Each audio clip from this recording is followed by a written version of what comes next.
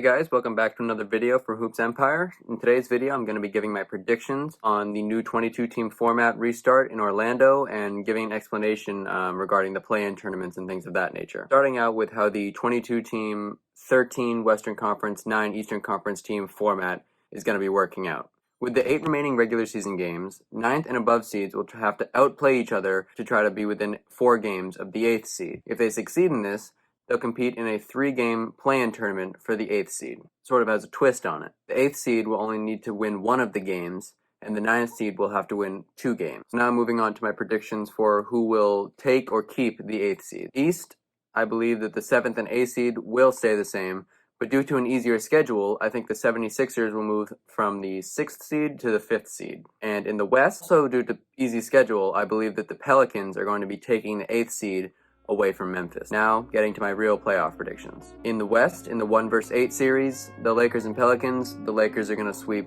pretty easily. There's no real debate there. In the 4 vs. 5 series, the Jazz are going to beat the Thunder in 7 games. I just think losing Bogdanovic is going to hurt the Jazz like big time, and I just think that the Thunder are a little bit too young outside of CP3, also a little bit just too inexperienced, and I think that they will get bested. It'll be a good series, but in 7 games. In the 3 vs. 6 series, the Nuggets are going to beat the Rockets in 6 games. Again, I think this is going to be a great series, but I think we're just yet to see Harden and Westbrook in a playoff series. And with both of them being ball-dominant players and Nikola Jokic slimming down like he did, I think that'll be huge for the Nuggets' pace, and I think they'll be able to abuse that matchup. In the 2 vs. 7 series in the West, the Clippers are going to beat the Mavericks in 5 games. Many think that the Clippers will sweep, but I don't think that the Mavericks are your everyday 7th seed. And playing well, they're a very dangerous team. I mean, they did have the best offensive rating in the entire NBA. And in no time, the Mavericks could be winning series, and they could even be getting to the conference finals, maybe even the finals, when Luka and Kristaps really show their full potential. But for now, the Clips are just too good. Starting with the second round in the West, the Lakers are again going to be sweeping the Utah Jazz. I think the Lakers are just too good, and this is really where, losing Bojan is really gonna just start to hurt. They just don't have enough weapons to deal with LeBron, AD, and the rest of the Lakers. They're a great team, but just not good enough to beat the Lakers. Probably even once. In the other matchup of the Western Conference semifinals, I think that the Nuggets are going to lose to the Clippers in 5 games. I think the Nuggets are great, and once Michael Porter Jr. is fully healthy and being completely utilized by Denver, because I don't think they use him enough, they could really be up there with the Lakers and Clippers. But for now, they're no match offensively and defensively for the Clippers, and I think they're going to lose this series pretty badly, but I think they steal 1 game. Now moving on to the Western Conference Finals. In my opinion, and I know many will disagree, the Lakers are going to win in 7 games. Clippers are super deep, they have Kawhi and Paul George and are just a spectacular team, but the Lakers have one man that could carry them, LeBron James. LeBron James has some of the most insane series we've ever seen in league history, and with a chance to get the chip on the line, LeBron needs to, and in my opinion, will work his magic.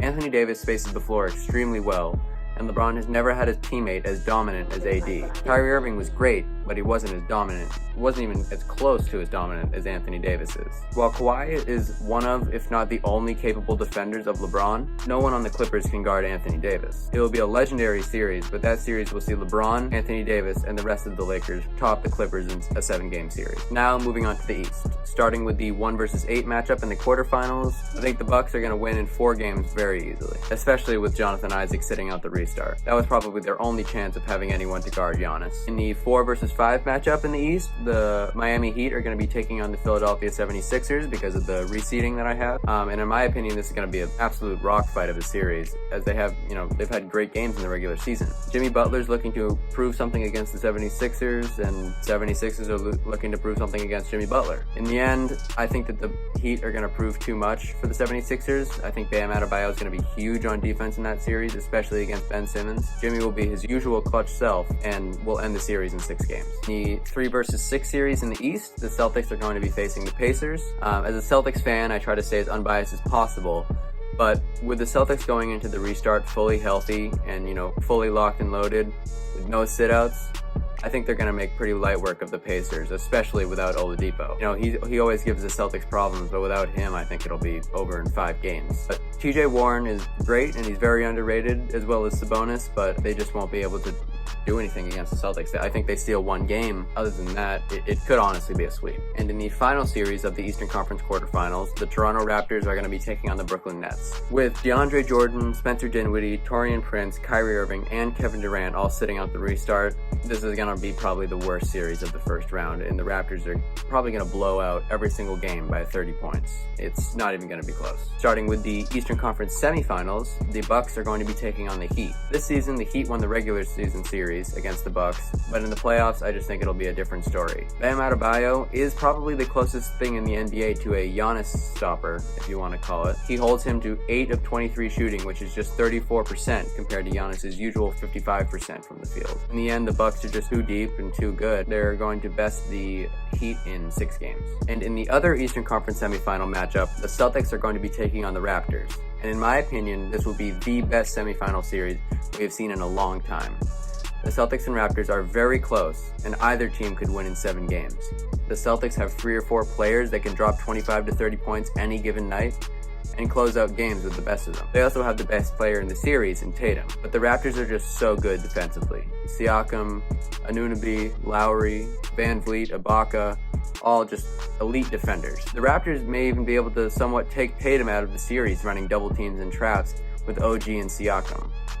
But in the end, offense usually trumps defense, and with the Celtics having 3 other players that can drop, like I said, 25 to 30 literally any night, and with so much attention on Tatum, I think they end up taking the series in 7 games. But like I said, it really could go either way. These are both great teams. And now moving on to the Eastern Conference Finals, the Bucks versus the Celtics. I think Jalen Rose said it best. In a 7-game series, no home court, no fans, practically pick-up basketball with the best players in the world, the Celtics can match anyone talent-wise, including the Bucks. I have no doubt the Celtics starting lineup could give the Bucks major problems, but the part where the Celtics struggle is where the Bucks are at their best, and that's the bench, the second lineup. I think the only chance the Celtics have to beat the Bucks is moving Smart to the starting lineup and Hayward to the bench. That would give the Celtics playmaking and scoring off the bench, and even more defense in the starting lineup to deal with a player like Chris Middleton. But ultimately, I don't know if that's going to happen, and even if that does happen, your best bet is probably on the Bucks, and I think the Bucks are going to win in 7 games, but I also think it's going to be a great series. Now moving to the Holy Grail, the NBA Finals. Bucks versus Lakers. As much as people want it to be, I don't see this being a very close series. The Bucks are an amazing team. They have the best record. Giannis is the undisputed MVP, no doubt. But when you really look at it, they also had the 29th easiest schedule, while the Lakers had the 6th hardest. And the Lakers are still only 3 games behind them. But that's the thing, Bron isn't going for MVP. He's going for Finals MVP. Playoff LeBron is just a different animal. Not to mention, having Anthony Davis will draw more attention and allow Bron to dominate even more in the paint. Dwight Howard deciding to play was also huge for the Lakers because that offers some great rim protection outside of Anthony Davis. I think Giannis will have a good series. I think him and Anthony Davis is going to be a matchup for the decade, but I just think the other Bucks players really just haven't proved themselves in the playoffs that much. While a lot of the Lakers players haven't really proved themselves either, they have one man, and that's LeBron James, and that's often all you need to win a playoff series. And I've learned to really never doubt in LeBron. I mean, he proved that in 2016. So in my opinion, this is going to be over pretty quickly. Lakers in 5. Thank you guys for watching. Let me know if there's any series that you guys agree or disagree with. And as always, make sure you sub to the channel, like the video, and comment any future video ideas. Thank you guys for watching, and have a good one.